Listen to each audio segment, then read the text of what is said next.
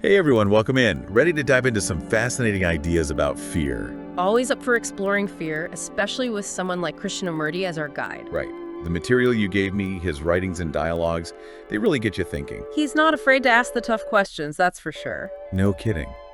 One thing that really struck me early on, he says an innocent mind, like truly innocent, knows no fear. It's a powerful idea, and it challenges so much of what we're taught about fear, you know? Absolutely. Makes you wonder, doesn't it, if fear isn't inevitable, if that kind of freedom is possible. That's the heart of it, isn't it?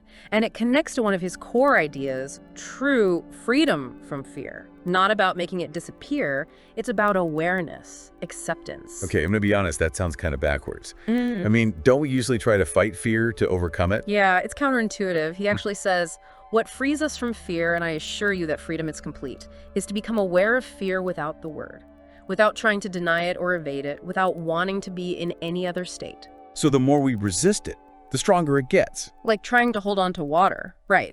The tighter the grip, the more slips through your fingers. I feel like I've been doing it wrong my whole life. Yeah. So if we're not supposed to resist, what are we supposed to do?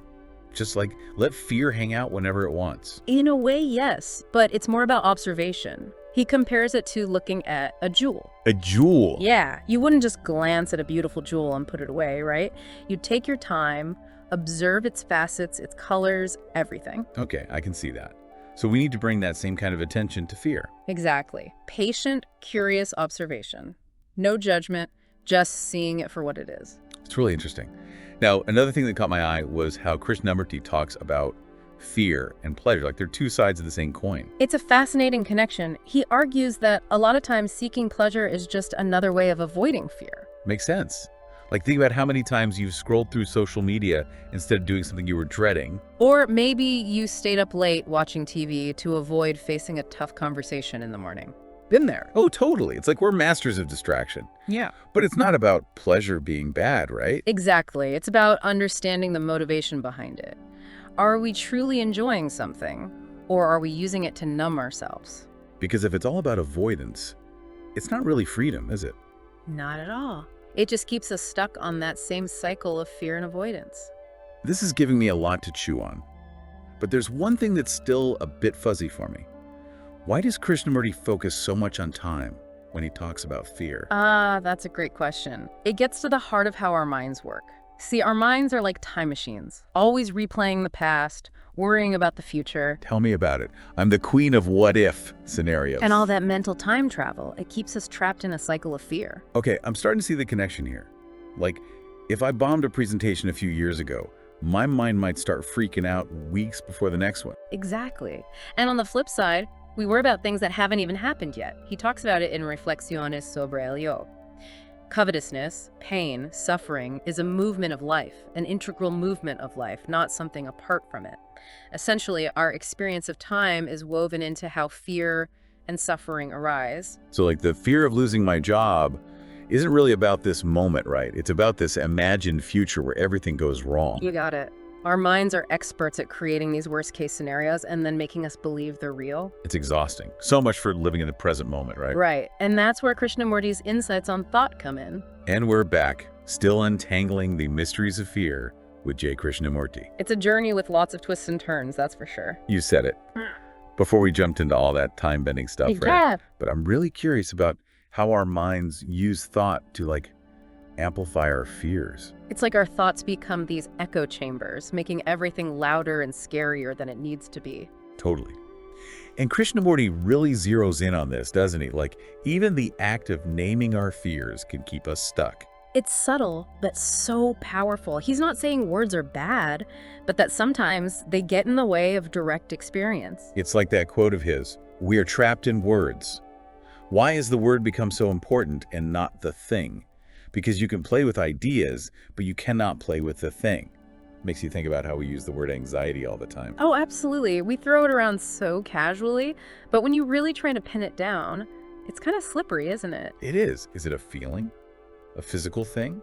A thought? It can be all those things and more. And that's precisely Krishnamurti's point.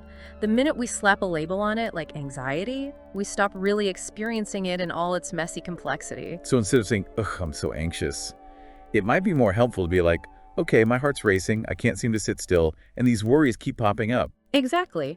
By simply noticing those sensations, those thoughts, without judgment, we give them space to move through us. Instead of feeling like we're drowning in anxiety, we're more like a surfer riding a wave. I like that image a lot. So is this where mindfulness comes in? Just paying attention to what is without getting carried away by our thoughts? You could definitely say that mindfulness plays a huge role in Krishnamurti's approach. But he takes it a step further, suggesting that this kind of observation can help us understand something even more fundamental, the nature of the self. Okay, now we're getting into the really juicy stuff. I have to admit, this is the part where I sometimes get a little lost. What exactly does he mean by the self? He's not trying to be evasive, I promise, but it's one of those things you have to kind of feel your way through. Basically, Krishnamurti is suggesting that what we usually think of as the self, the I, who experiences everything, isn't some fixed, unchanging entity. It's more like a process. A process. So not a thing, but like a happening. Exactly. A constant flow of thoughts, feelings, sensations, memories.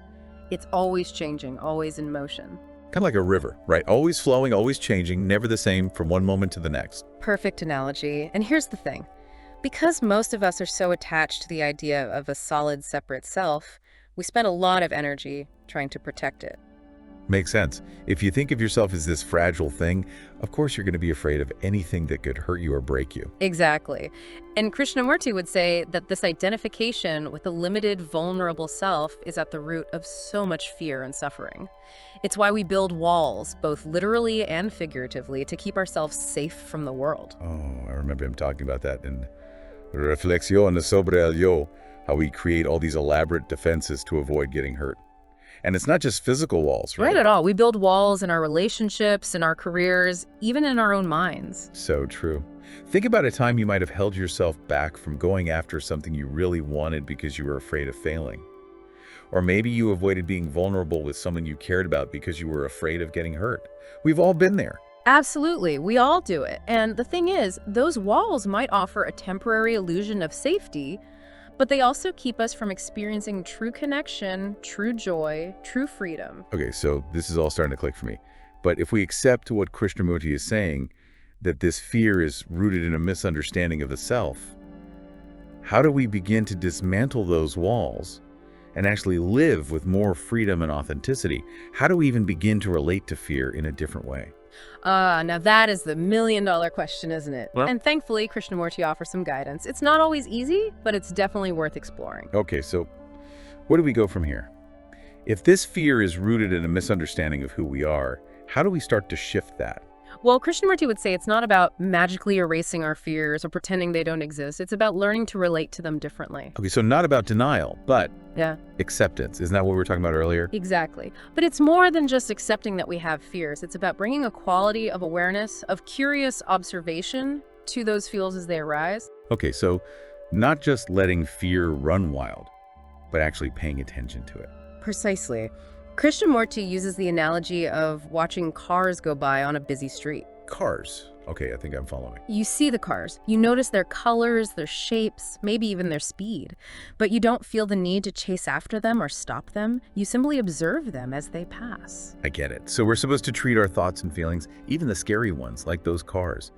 Just observe them without getting swept away. You're getting it. It's about recognizing that our thoughts and feelings, even the uncomfortable ones, are transient. They arise, they linger for a bit, and then they pass.